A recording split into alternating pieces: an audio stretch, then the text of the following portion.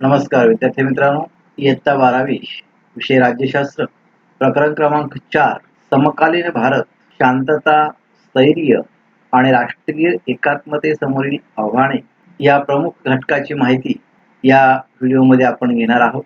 विद्यार्थी मित्रांनो, आपण आतापर्यंत 3 प्रकरणांची माहिती राज्यशास्त्र या विषयामध्ये घेतलेली आहे. यामधील चौथं प्रकरण समकालीन भारत, शांतता, स्थैर्य आणि राष्ट्रीय एकात्मतेसमोरील आव्हाने हे आहे. त्या ठिकाणी आत्तापर्यंत आपण विविध संकल्पना ज्या आहेत याबाबतची माहिती त्या ठिकाणी वेगवेगळ्या प्रकरणांमधून घेतलेली आहे.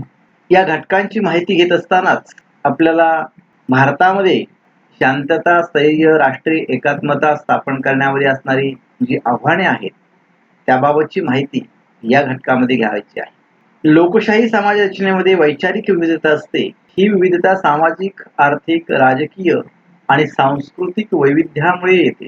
भारतातील स्थिती, जात, धर्म, गरिबी, निरक्षरता, लोकसंख्येचा दबाव, भाषिक आणि वांशिक विविधता यामुळे अधिक गुंतागुंतीची झाली आहे. शेतकरी असंतोष, कामगार आणि विद्यार्थी आंदोलने, जातीय दंगली, जातीय हिंसाचार यामुळे उद्भवलेला विक्षोभ भारताने अनेकदा अनुभवला आहे. सुशासन आणि कायदा अंमलबजावणीतील कमतरता ही सार्वजनिक अराजकाची प्रमुख कारणे आहेत. अराजक म्हणजेच पब्लिक डिसऑर्डर. सार्वजनिक सुव्यवस्था, स्थैर्य आणि शांतता यासाठी सुसंवादी समाज अभिप्रेत असतो.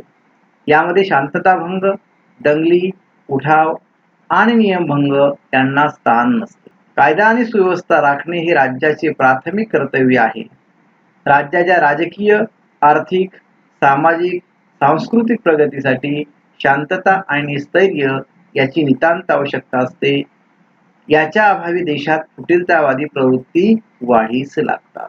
विद्यार्थी मित्रांनो, कुठलीही लोकशाही समाज रचना जी आहे या समाज रचनेमध्ये वैचारिक विविधता असलेली आपल्याला दिसून येते. आपण भारतातली स्थिती जर पाहिली तर भारतामध्ये अनेक बाबतीमध्ये विविधता आढळून येते. जशी जातीमध्ये आहे, धर्म आहे, गरिबी आहे, निरक्षरता आहे, लोकसंख्येचा दबाव, भाषा, वंश या अनेक बाबतीमध्ये विविधता आहे आणि त्यामुळे ती अधिक गुंतागुंतीची झालेली आपली सामाजिक रचना जी आहे ती दिसून येते.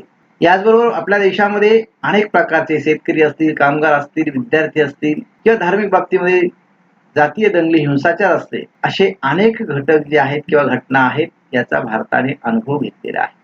सुशासन आणि कायदा अंमलबजावणीतील कमतरता ही सार्वजनिक अराजकाची प्रमुख कारणं आपल्या या ठिकाणी सांगता येतील आणि त्यामुळे समाजामध्ये सार्वजनिक सुव्यवस्था, स्थैर्य, शांतता यासाठी सुसंवादी समाज अभिप्रेत असतो आणि असा निर्माण करायचं काम हे प्रत्येक राज्याचं प्राथमिक कर्तव्य आहे की ज्या ठिकाणी कायदा आणि सुव्यवस्था राखण्याचं काम राज्य करत असतं.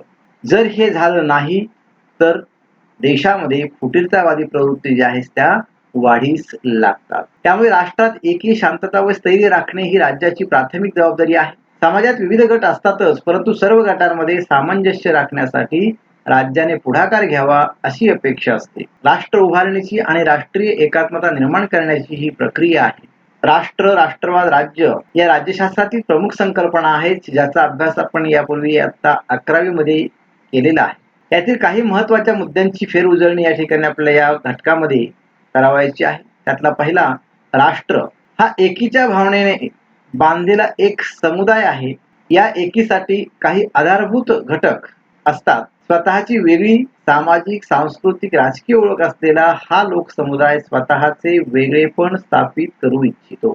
संस्कृती, वंश, धर्म, भाषा, इतिहास यातील साधर्म्यामुळे या समुदायात एकीची भावना निर्माण होते. म्हणजे राष्ट्र निर्माण होण्यासाठी आवश्यक असलेली जी एकीची भावना आहे ती समान संस्कृती असेल, समान वंश असेल, समान धर्म असेल, समान भाषा असेल, समान इतिहास असेल, म्हणजेच काय, या सर्व घटकामध्ये जे साधर्म्य आहे त्यामुळे समुदायामध्ये एकीची भावना निर्माण होते. त्यानंतर राष्ट्रवाद पहा, ही राजकीय अस्मिता निर्माण होण्याची भावना आहे. त्याच्यात स्वतःच्या या अस्मितेतून स्वत्वाची जाणीव निर्माण होते. राष्ट्रवाद वांशिक, धार्मिक, भाषिक इत्यादी समुदायामध्ये एकीची भावना निर्माण करणारा घटक आहे. जेव्हा राष्ट्रातील लोक सार्वभौम राज्याची मागणी करतात म्हणजे स्वयंनिर्णयाच्या हक्काची मागणी करतात तेव्हा ती स्वयंनिर्णयाची आस राष्ट्राला राज्याच्या दिशेने घेऊन जाते. राष्ट्राचे राज्यात रूपांतर कधी होते? राज्य म्हणवून घेण्यासाठी सार्वभौमत्व, स्वतंत्र शासन व्यवस्था, भूप्रदेश आणि लोकसंख्या या घटकाची आवश्यकता असते. राज्यामधील लोक विविध वंश, धर्म आणि भाषा असणारे असू शकतात. त्या लोकांमध्ये स्वतःची वेगळी ओळख असण्याची जाणीवही असू शकते. परंतु राज्य निर्माण करण्यासाठी ते एक दिलाने एकत्र येतात. जगातील अनेक देश बहुवंशिक, बहुधर्मीय व बहुसांस्कृतिक आहेत. त्यामुळे कोणत्याही राज्याला राष्ट्रीय ऐक्य, एकता आणि सबलीकरणाच्या समस्येला सामोरे जावे लागते. ही समस्या राष्ट्रीय एकात्मता साध्य करण्याची आहे. यामध्ये राज्याची भूमिका कोणती? राष्ट्रवाद, धर्मनिरपेक्षता, लोकशाही यासारखी मूल्य, तसेच आर्थिक प्रगती आणि समाज परिवर्तन यासारखी उद्दिष्ट राज्याची भूमिका स्पष्ट करतात. ही भूमिका खालील मुद्द्याच्या आधारे स्पष्ट करता येते. विद्यार्थी मित्रांनो, या ठिकाणी आपल्याला राष्ट्र, राष्ट्रवाद, राज्य म्हणजे राष्ट्र कसं निर्माण होतं, राष्ट्राचं राष्ट्रवादामध्ये कसं निर्माण होतं आणि राष्ट्रवाद निर्माण झाल्यामुळे स्वयंनिर्णयाच्या हक्काची कशी मागणी केली जाते, त्यातून हळूहळू राज्याची निर्मिती कशी होते, या घटकांचं विश्लेषण या ठिकाणी आपल्याला दिलेलं आहे. राष्ट्र हे भावनिक एकात्मतेवर निर्माण होतं, परंतु राज्य निर्माण होण्यासाठी आपल्याला प्रमुख 4 घटक, ज्यामध्ये सार्वभौमत्व, स्वतंत्र शासन व्यवस्था, भूप्रदेश आणि लोकसंख्या या 4 घटकांची आवश्यकता असते. कोणत्याही राज्यामध्ये विविध धर्म, वंश, भाषा असू शकतात. आपण जर भारताचं उदाहरण पाहिलं तर निश्चितपणे भारत या राज्यामध्ये बहुवंशिक, बहुधर्मीय, बहुसांस्कृतिक लोक जे आहेत ते आपल्याकडे असलेले आपल्याला दिसून येतात. परंतु कोणत्याही राज्याला राष्ट्रीय ऐक्य, एकता, सबलीकरणाच्या समस्येला सामोरं जावं लागतं आणि ही समस्या राष्ट्रीय एकात्मता साध्य करण्याची आहे. आज आपण भारतामध्ये पाहतो, अगदी वेगवेगळ्या राज्यामधले वेगवेगळ्या धर्माचे, भाषेचे लोक आपण पाहतो. तरीही भारत माझा देश आहे आणि सारे भारतीय माझे बांधव आहेत. ही जी भूमिका आहे, यामध्ये धर्म वेगळा असला, वंश वेगळा असला, जात वेगळी असली, भाषा वेगळी असली, तरी सुद्धा आपण भारतीय आहोत, ही भावना या ठिकाणी महत्वाची आहे आणि त्यातून राष्ट्रीय ऐक्य जे आहे ते साधण्याचा प्रयत्न केला जातो. तर अशा प्रकारे कोणत्याही राज्यामध्ये राष्ट्रवाद असेल, धर्मनिरपेक्षता असेल, लोकशाही असेल, ही जी मूल्ये आहेत आणि आर्थिक प्रगती व समाज परिवर्तनासारखी जी उद्दिष्ट आहेत, ती पूर्ण करण्यासाठी राज्याची भूमिका काय आहे, याविषयीची माहिती आपल्याला पुढील मुद्द्याच्या आधारे स्पष्ट करता येईल. त्यामध्ये आपल्याला पहिला मुद्दा दिलाय पहा, शांतता आणि सुव्यवस्था. राज्य समाजात शांतता आणि सुव्यवस्था प्रस्थापित करते. राज्याचा मूळ हेतू देशाचे संरक्षण हा आहे. या कार्याला राष्ट्र उभारणीचे कार्य असे संबोधले जाते. राजकीय व्यवस्थेचे अस्तित्व आंतरराष्ट्रीय वा देशांतर्गत परिस्थितीमुळे धोक्यात येऊ शकते. देशाचे संरक्षण करणे, अस्तित्व टिकवणे, संविधान आणि राजकीय व्यवस्था टिकवणे यात राज्याची प्रमुख भूमिका असते.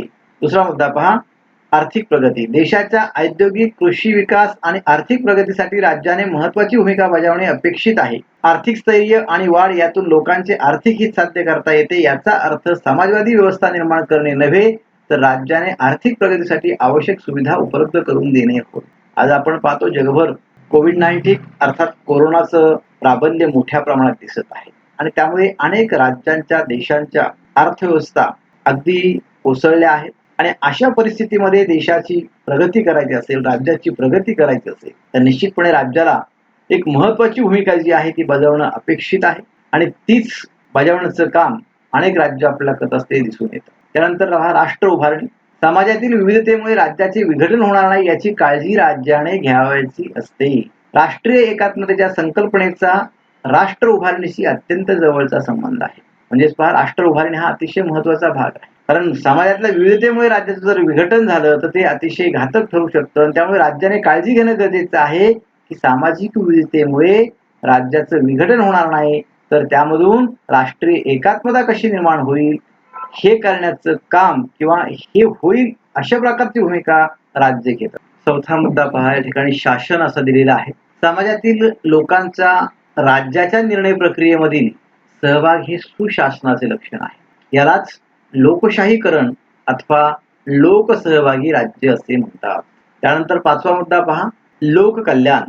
सामाजिक न्याय, वाजवीपणा, समानता या तत्वाचा वापर लोककल्याणासाठी करणे. समाजातील असमतोल दूर करून दुर्लक्षित घटकांचे दुःख दूर करणे ही राज्याची जबाबदारी आहे. राष्ट्रवाद, धर्मनिरपेक्षता, लोकशाहीची मूल्य, आर्थिक प्रगती आणि समाज परिवर्तन यांचा राष्ट्र उभारणीशी जवळचा संबंध आहे. राष्ट्रीय एकात्मतेची समस्या सार्वत्रिक आहे. देशाची एकसमान ओळख निर्माण करण्यासाठी समाजातील विविध घटकांमध्ये संवाद साधून सलोखा निर्माण करणे महत्वाचे असते.